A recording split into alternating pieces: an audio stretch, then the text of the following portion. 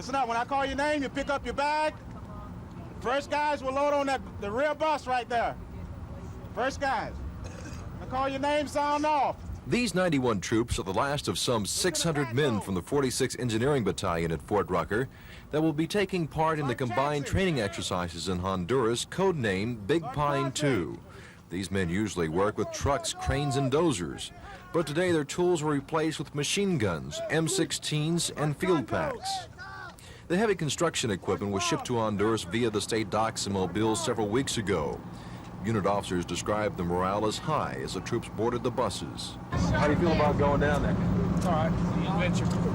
To put it mildly, the Army's been very low-key about the Fort Rucker troops' involvement in the Honduras exercises. Up to and including today, there was no official word on when the troops would be leaving, where they'd be stationed once they got down there, or exactly what they'd be doing down in Honduras. Well, at the present, we don't know what our exact missions are going to be. We have the capability of doing vertical and horizontal construction, vertical being construction from the ground up and horizontal roads and airfields. While there are a few details about what the Fort Rucker troops will be doing, one thing is for certain. Their goodbyes to family members will have to last through the holidays. The men aren't expected to return to Fort Rucker until January. Captain Clapp says the men don't consider their mission dangerous. In fact, he says the hardest part will be the separation of family and friends. Don Phelps at Fort Rucker on the military beat.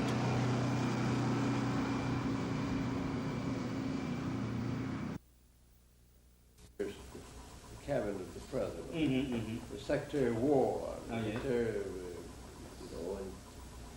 Minister of Commerce and others took him out. was in New York City.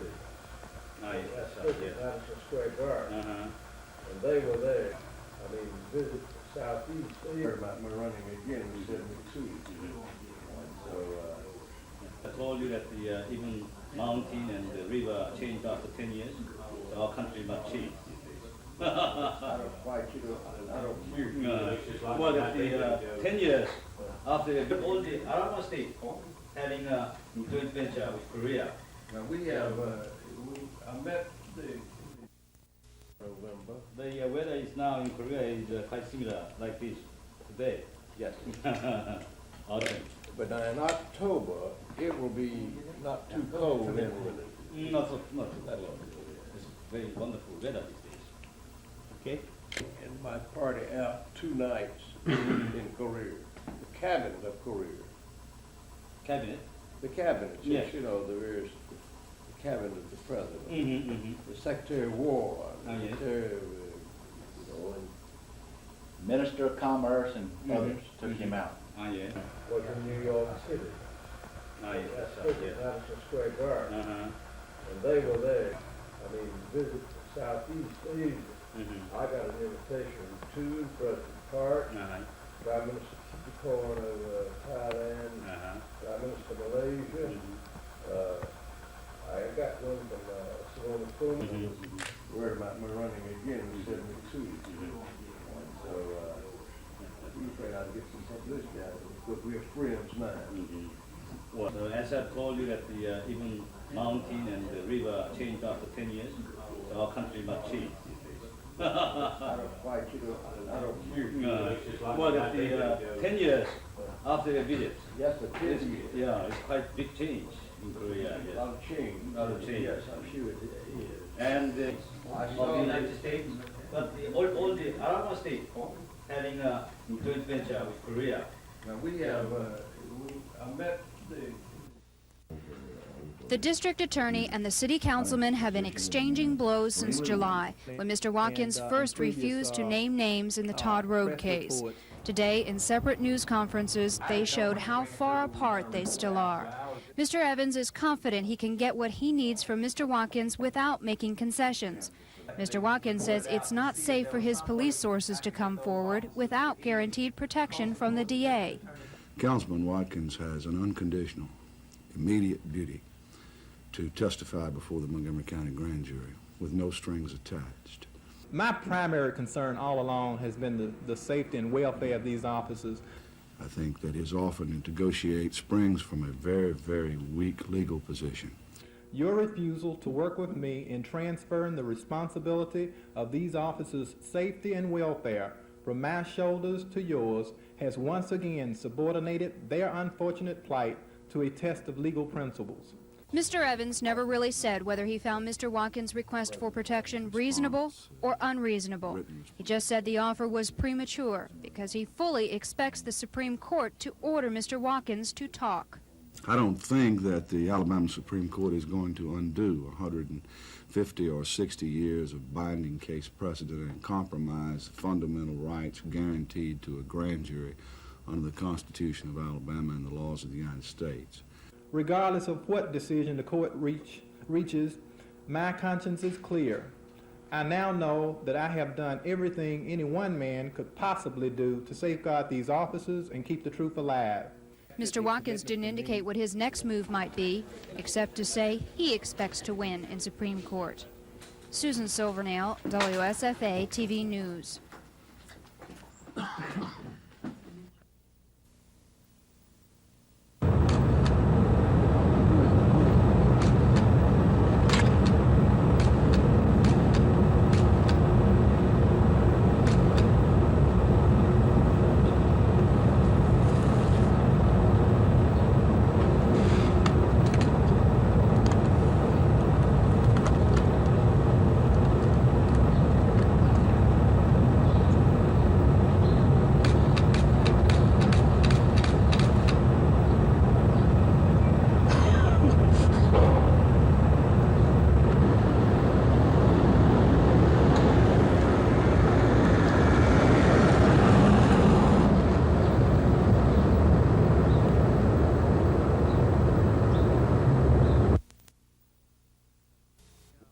Shove off. Oh. When will they give you? Well, we will know by mid-afternoon, this afternoon. All through the Vietnam situation, we kept saying, well, we've got to support the troops. We cannot cut and run. We cannot undermine them. We're so deeply involved now. We're trying to extricate ourselves, so we've got to keep going and support them until we can get them out. I lived through that period. I don't want to live through it again. I don't want to see us get so deeply involved that we've got to keep on because we can't just pull them out. So let's find out what it is before we get into it instead of saying, well, we're so deeply involved now that we can't get out.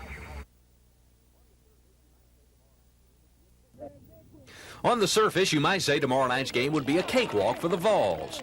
But don't bet on it. Montgomery High School fans are well aware of JD's tradition, but folks in Southwest Alabama swear by the Eufaula Tigers. Year in and year out, they are a powerhouse in 3A football, and this year is no exception. They come to town ranked #1 in 3A and rated the 14th best high school team in the nation by USA Today. Coach George Cochran says his Tigers aren't out to prove anything tomorrow night, but they aren't intimidated either. You know, our youngsters, when we prepare a team to play, we never mention the opposition, and we've been doing that for 7 or 8 years, or maybe even longer.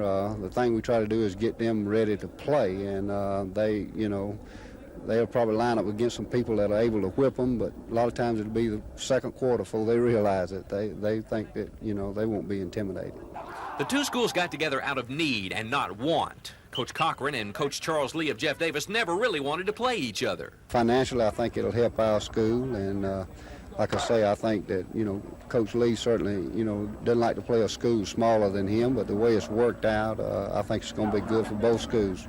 JD comes in with a #2 ranking in 4A and an honorable mention in that USA Today poll. Coach Cochran knows his team will have a fight on its hands. They have good numbers of players. They got great coaching at Jeff Davis, and they always have the respect of not only the state of Alabama, but surrounding states. And, I can't see where Jeff Davis would be any different this year. Could it be the best high school game in Montgomery this year? It just might be. Kickoff from Crampton Bowl tomorrow night is 7:30. The petition was drafted in terms of supporting Dr. Randolph's position. Dr. Randolph has moved Alabama State toward a course involving moving the student interest toward quality education in an open society rather than training students for just work in a black society.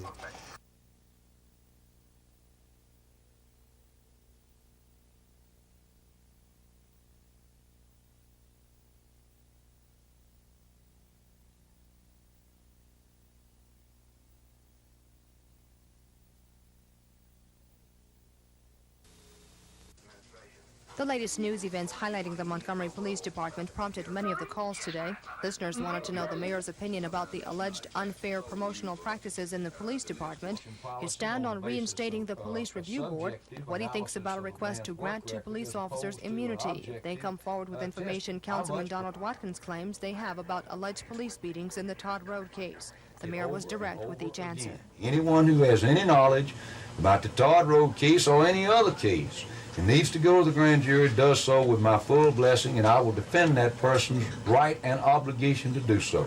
And Mayor Fulmer's never liked the Civilian Police Review Board. I am unalterably opposed to the creation of a Civilian Police Review Board and will always be so, because I believe that the creation of such a review board is the beginning of the downfall of good law enforcement.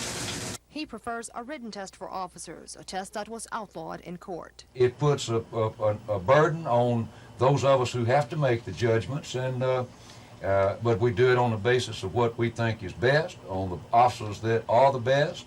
And I have made many promotions in the 6.5 years I've been mayor, and we get sued occasionally. And I might add, we lose very few lawsuits, though. And the mayor cleared up his position on a debate with his opponent. He says he'll meet Mr. James anytime, anywhere for an unrehearsed debate. Kim Davis, WSFA TV News.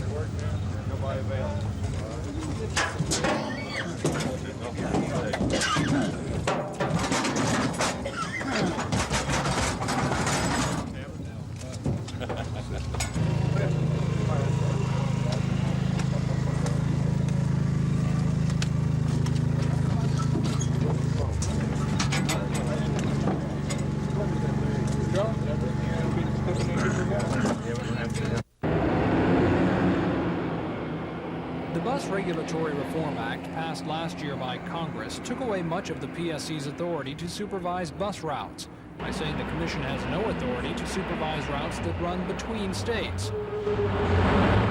Administrative law judge for the PSC, Stan Foy, says that leaves very few routes under Commission control. Okay, there's one question that is pending now where Capital Trailways has filed a change to reduce its service on its Montgomery to Gadsden route. And the question there is whether or not that is an interstate route. Of course, the Commission contends that this route operates wholly within Alabama, so it's an intrastate route, and the Commission is not preempted by the federal act. And that's the question Mr. Foy says the PSC is most interested in. Not whether Trailways should run 2 buses a day to Gadsden, but whether the PSC should have a say in determining bus routes within the state. The court will start looking at the question Monday. If the court rules that the PSC does not have jurisdiction in this case, Mr. Foy agrees. It will probably mean, for practical purposes, the end of all the PSC's control over bus routes in Alabama. Tom Foreman, WSFA TV News.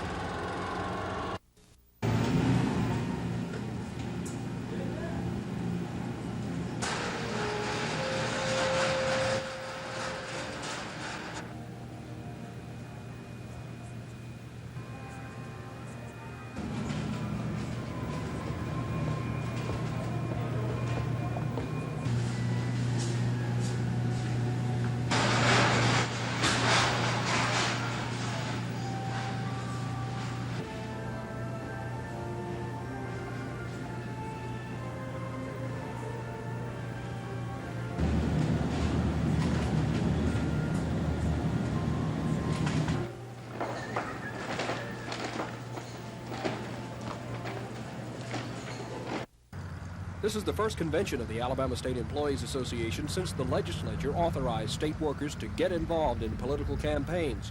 No doubt those who spoke to the convention had this in mind. Lieutenant Governor Bill Baxley says the state is lucky to have such dedicated employees. He drew applause when he touched on what could have been the unofficial theme of the convention, criticism of the Fob James administration.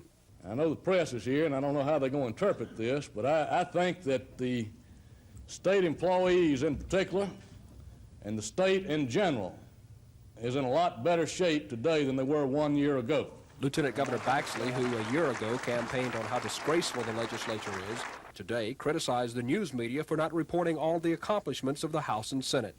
He also got a plug in for a new constitution that'll be on the ballot in November. Governor Wallace continued the praise, thanking state employees for making a sacrifice and not pushing for pay raises last year when money was tight. But I can assure you that you are going to do the best we can to see if we cannot bring more equity in that regard next year, because you all are mighty good to have done that. But the convention wasn't all promises and politics. The first Bishop Barron State Employee of the Year award was made. The honor and $500 went to a health department employee in Fort Payne, James C. Russell. State Representative Walter Owens of Centerville was also recognized as one of 10 outstanding legislators in the nation. Dennis Latham, WSFA TV News.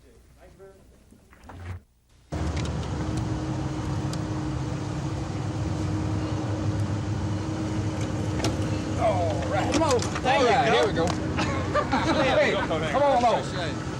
Thank you, sir. I appreciate it. I appreciate it. Jackson. Don't let him lock it up no more. Okay. Appreciate it. Okay. Thank you. Hey, go take it. I might. Hey, wait. Did you get it? Yeah. Come over here. I'll get the picture with the holding coat hanger. Okay. Okay. All right. I will shoot y'all in there. There will be no more appeals for Donald Watkins. He's ready to talk. And I'm willing to go in on Monday morning and convey everything that was told to me by everybody relating to Todd Road and relating to any other criminal offense which has been committed by police officers or persons working with them. For 3 months, Councilman Watkins stood by the pledge he says he made to his police sources. Sources he says will confirm the Todd Road suspects were beaten during police questioning. But he reached the end of his road today when the Supreme Court upheld a contempt of court citation against him. He says he's actually relieved. Montgomery, and in a strange and fortunate way, I guess it's good that the Supreme Court acted at the time it did to give this city an opportunity to change the course of the conduct in the police department and to let the facts out so that we may have an opportunity to change the course of the direction of this city under the leadership of the present mayor. Mr. Watkins has said all along he had to protect his sources for fear of reprisals. Now he says if anything happens to the officers, it's the state of Alabama's responsibility. He maintains that his sources will unravel one of the biggest cover-ups in the city of Montgomery, and he fully expects the grand jury to issue more indictments. I think if indictments don't emerge from this grand jury, something is mighty wrong in this city. The district attorney's office hasn't made a decision yet on when to convene a grand jury to hear Mr. Watkins' testimony. Susan Silvernail, WSFA TV News.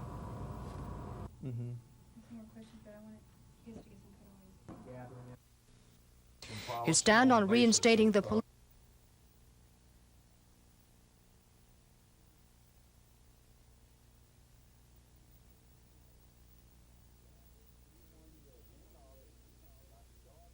Anyone who has any knowledge about the Todd Road case or any other case and needs to go to the grand jury does so with my full blessing, and I will defend that person's right and obligation to do so.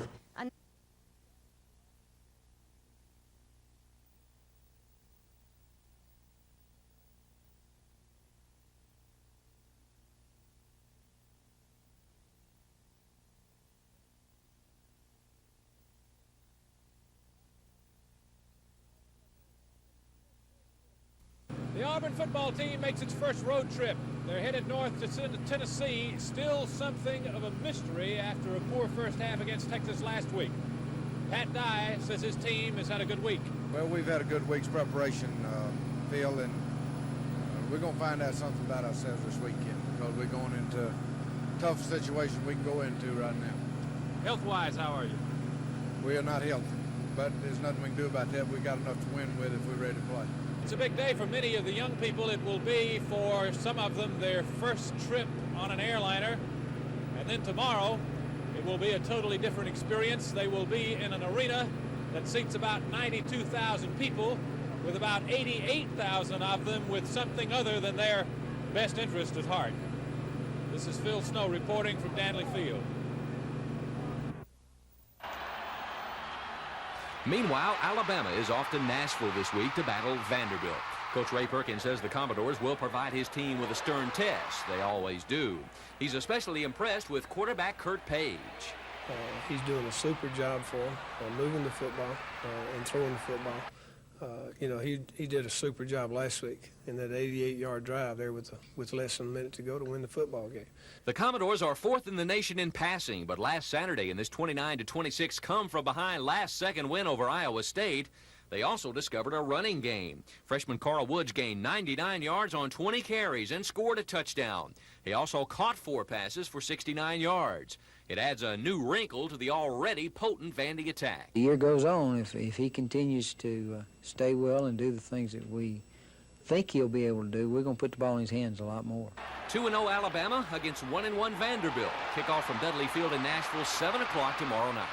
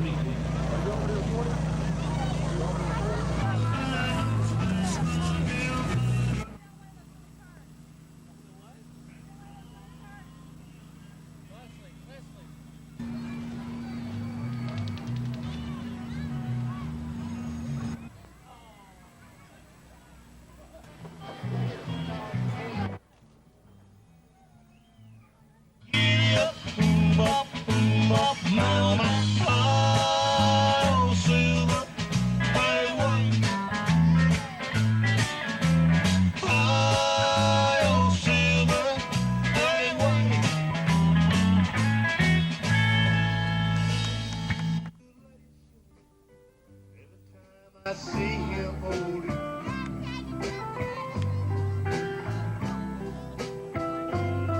And when I see the two of you, parts of me pretends that you're not there.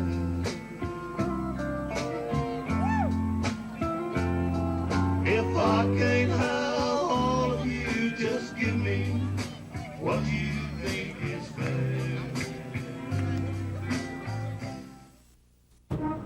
The ASU Board of Trustees meeting started at 10 o'clock this morning, despite an opinion issued from the Attorney General yesterday that the meeting would be illegal because it was not called by the governor with 10 days' notice.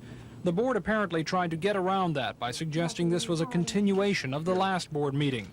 The board okayed a budget proposal and dealt with a few other matters with no mention of any questions about Dr. Randolph's work. But when the board declared itself in executive session and asked everyone else to leave the room, the fireworks started. If she objects to the closing of this meeting has been declared illegal by the Attorney General. 2 Montgomery newspaper reporters refused to leave because, according to their lawyer, they had been told the meeting would be open, and because the meeting had been called illegal, they didn't think the executive session rule would apply. It was, in short, a standoff. But it did not last long. The board quietly dispersed and reassembled in the president's office. Security guards kept everyone else out.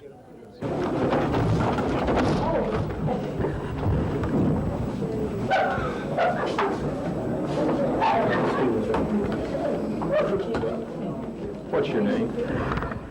University spokesman John Knight criticized the reporters' efforts to get into the meeting. And I think it's just a shame in the history of the state of Alabama that the Montgomery Advertiser would stage such a confrontation. Eventually, 3.5 hours later, the executive session was over, and Dr. Randolph and the others came back to the boardroom where he read a letter. Dear ladies and gentlemen, I hereby resign from my position as president of Alabama State University for personal reasons effective November 3rd, 1983. Respectfully, Robert L. Randolph. The board accepted the resignation and ended the meeting. Dr. Randolph would not say what was or was not discussed in the executive session, nor would he elaborate on exactly why he's leaving the school. Did the board insist on your resignation? No. This obviously has been a result of a lot of consideration by all parties. It's not a sudden matter. It was my decision to make, and I made it. Board members also refused to talk about the details of Dr. Randolph's resignation. As for his immediate future, Dr. Randolph says he's not sure what he'll do. As for his immediate past, he says he's glad it's over. Tom Foreman, WSFA TV News.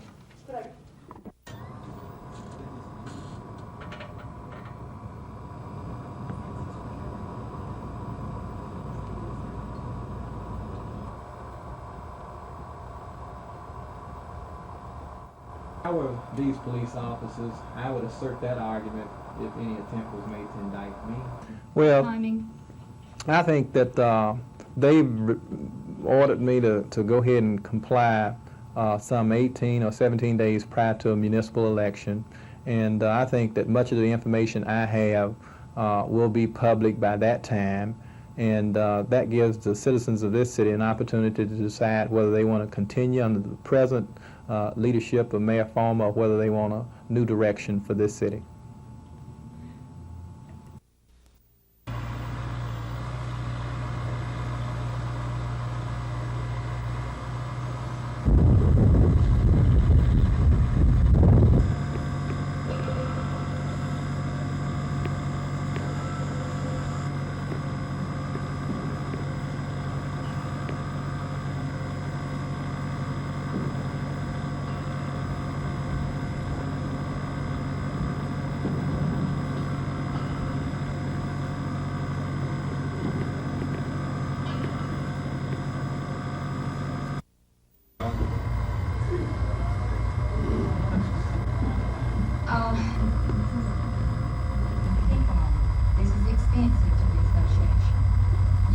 Sometimes need more members than others, and I think to set an exact number.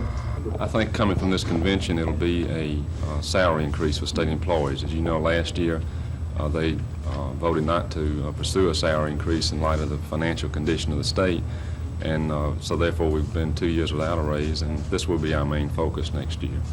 What kind of salary will you be looking for? What kind of increase? The resolution that was adopted asked for a 15% salary increase. Resolution fails.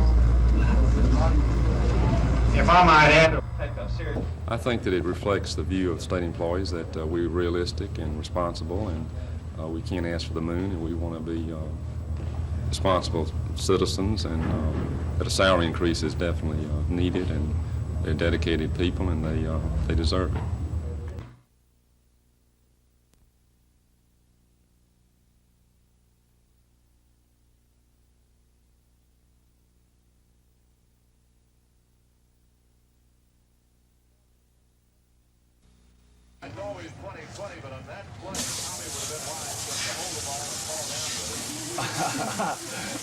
Slap me down with water.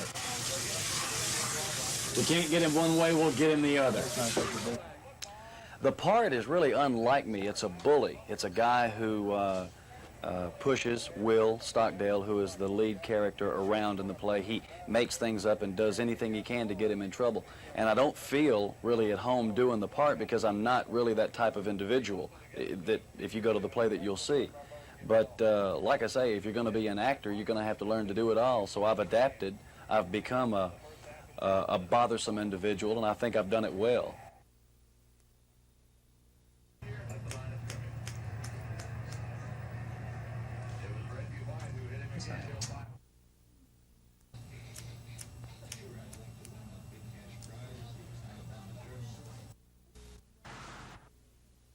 This sign welcomes visitors into Prattville, telling them the city is a sanctuary for birds. Ironically, birds are the source of concern for some Prattville residents and for local health department officials. Birds come to Prattville in droves to roost in trees like these and in cane fields like this one. The problem is that the birds' droppings can fertilize histoplasmosis spores in the soil. Actually, what happens, spores are released from the fungus growing in the soil. And when a person breathes in those spores, then they potentially can contract the disease. The main areas of concern for the health department are along North Court and Spanish Oak Streets. Health department officials took samples from the soil beneath this cane field this week, testing for the histospores. We did the soil testing primarily because of the concern of the residents, the history of the area as being a bird roost, and also the proximity of that area to a previously contaminated site. Mr. Bryan says if the tests of this site are positive, it will be decontaminated at the property owner's expense. That involves actually spraying the site itself with a formula which consists of a mixture of formaldehyde and water. And this will do away with it in the soil after what length of time? Well, hopefully immediately after the treatment is made. Mr. Bryan says it could take the lab about 2 months to process the soil samples. Lois Russell, WSFA TV News in Prattville.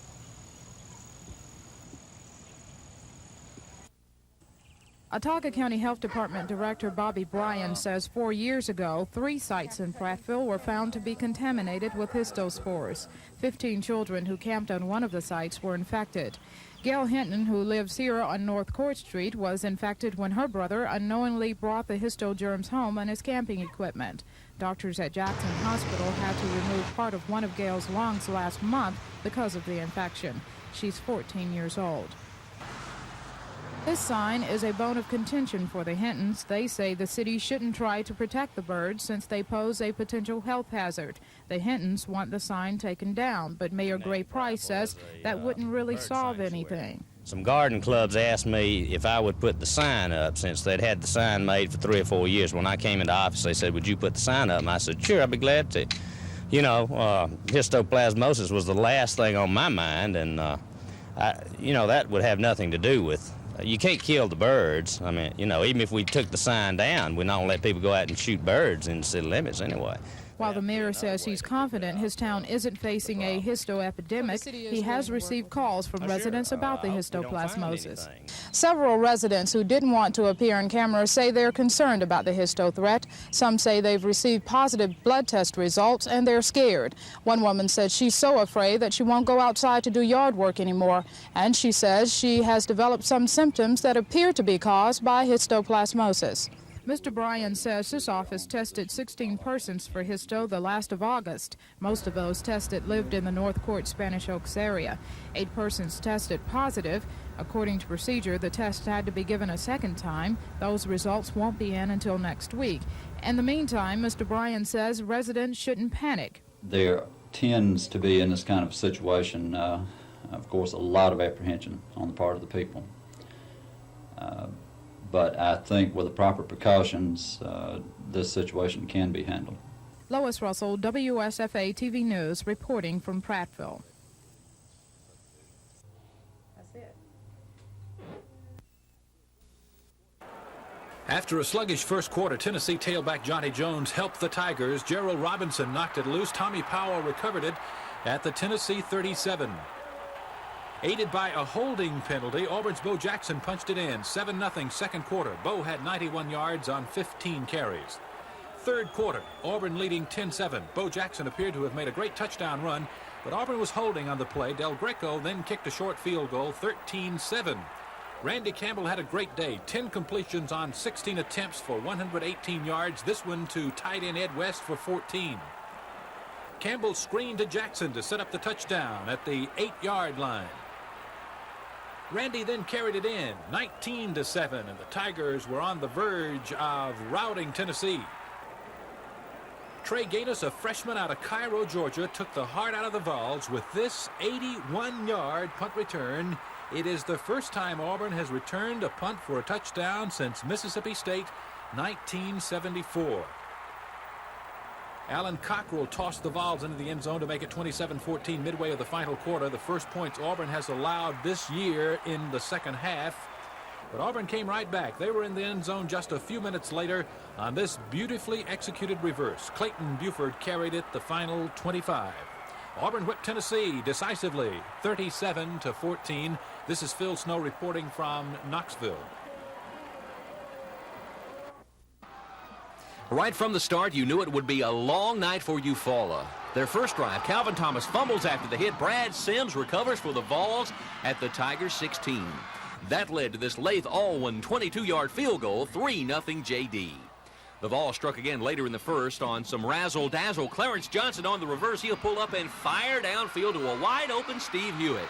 He makes a move, picks up a block, and takes it in for the score.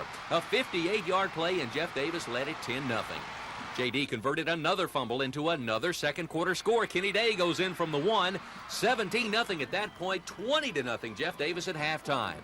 It was more of the same in the third. Kenny Day again on this fine run up the middle. The Vols scored once more and went on to rout the state's top-ranked 3A team Eufaula, 34-0.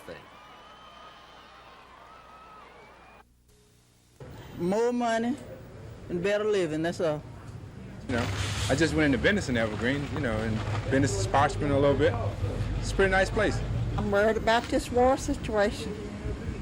Real worried about it. I think we ought to pull our men out from there. We done got caught once. I had a son that stayed 20 months old in Vietnam, and I hadn't forgot it.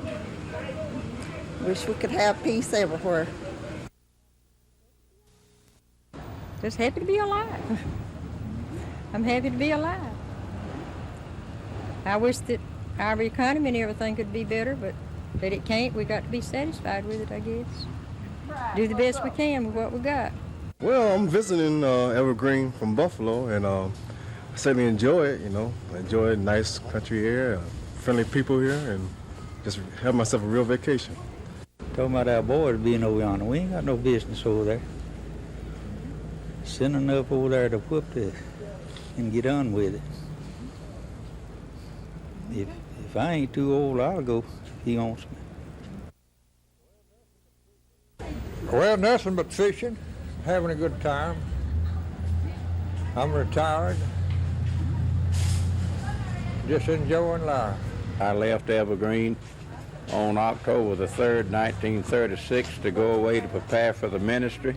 And after 47 years, I've just moved back home as of last Saturday. So I'm back home to live and die and be buried. I think we have a lot of world problems. Like what? Like communism engulfing the world. We're going to have to get busy and look to the Lord. We need some spiritual advice, some spiritual uplifting, some spiritual direction. Politics is not the answer. Continental Airlines filed for bankruptcy after the pilots and flight attendants unions rejected additional salary cuts, and President Frank Lorenzo decided to reorganize the company. Steps we are taking are necessary to keep our company alive and healthy in the years to come. And with those words, Continental suspended all flights until Tuesday, and 7,800 Continental employees lost their jobs, 11 of them in Montgomery. The Continental ticket desk at Danley Field was closed and stripped of its signs. Only Continental stranded passengers remained. Well, we'd been hearing reports that Continental was in trouble, but we didn't think it happened this quick. We thought we'd get home first. And I know that I'm only one individual, but I think the people need to know that these things happen. And I think the congressmen and the other people need to know that people who pay their money and buy tickets, that they should have a right to fly with the airlines and that they should honor their commitments. The Wintons flew home to Lubbock, Texas tonight on a Delta flight. Delta and Republic honored about 50 Continental tickets in Montgomery today. Ticket holders for future Continental flights might not be so lucky. Continental tickets purchased through a travel agent should be covered under a Civil Aeronautics Board agreement, and the tickets will either be honored by another airline or the money will be refunded. People who bought tickets from Continental have two options. Either fly from another city, which Continental still serves, New Orleans is the closest, or hope Continental returns to Montgomery. Continental officials say the company will not be giving refunds. Lisa Walsh, WSFA TV News. When the economy goes bad, almost everyone suffers, including people who build, buy, and sell homes. Enter the National Association of Realtors, a group that fears the economy may be headed back downhill and is intent on stopping it. George Barsom is with the Montgomery Area Board of Realtors. And they've talked to the President of the United States, Ronald Reagan. They've talked to the leadership in Congress, including Tip O'Neill. And they've tried to reconcile the dichotomy that seems to exist between those two factions. The Congress wanting to continue spending for social programs at the rate they have in the past and raise taxes to reduce the federal deficit.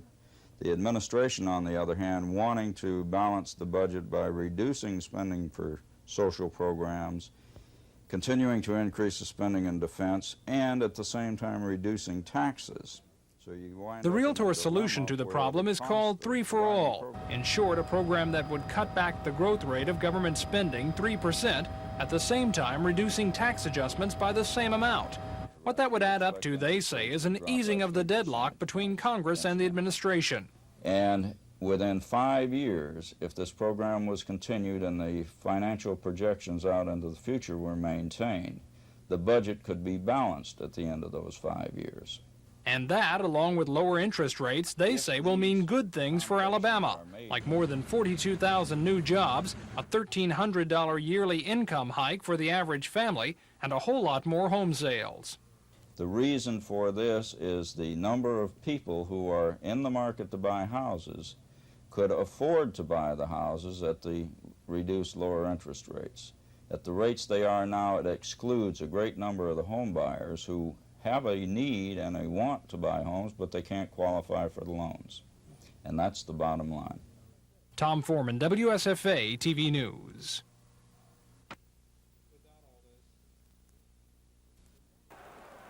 In Nashville, Vanderbilt hit Alabama like a streak of lightning in the first quarter. Their first offensive play, the Commodores go 58 yards for a score. Kurt Page to Chuck Scott. 7-0 Vandy.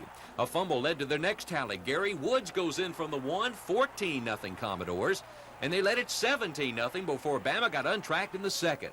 After a fumble recovery, Walter Lewis sneaks it in from the 1 to make it 17-7. Van Tiffen booted a field goal, then the Tide tied it right before half. Walter Lewis scrambling in from 10 yards out, 17 all at intermission. Alabama turned an interception into a TD early in the third. Lenny Patrick with 116 yards on the night set it up with this fine 16-yard run off the sweep down to the Vandy 3. Patrick took it over from there, and Bama had their first lead of the night, 24-17. Vandy wouldn't quit, though. At 27-17, Gary Woods goes in from the 9 to cut the Tide lead to 3. But Joe Carter's run of 6 early in the fourth put it away, 44-24. The Tide over the Commodores, and Ray Perkins was pleased with the comeback. Down 17-0, they could have easily panicked. They did not. None of us did, I don't think, and I think that does show a lot of character and class.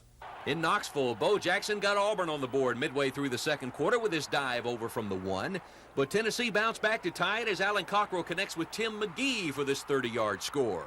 It was 13-7 Auburn late in the third when Randy Campbell scores on this keeper. A missed two-point conversion made it 19-7 Tigers. Then Auburn broke it open early in the fourth. Freshman Trey Gaines gathers in this punt at his own 19, and watch him go. He'll find a seam, head to the right sidelines, and outrace everybody into the end zone. An 81-yard touchdown return, putting the nail in the Volunteers' coffin. Tennessee scored once more, but so did Auburn on this 25-yard reverse by Clayton Buford to make the final 37-14 Auburn, and quarterback Randy Campbell felt it was an extra special win. Yeah, everybody was real just downright mad before the game started because of some things that had been said, and we felt like we'd let ourselves down, let our teammates down, our fans, and I hate that we lost last week, but it helped us get ready for this game. Bottom of the first inning, there's no score. Brett Butler of Atlanta gets all of an Alejandro Pena pitch, sends it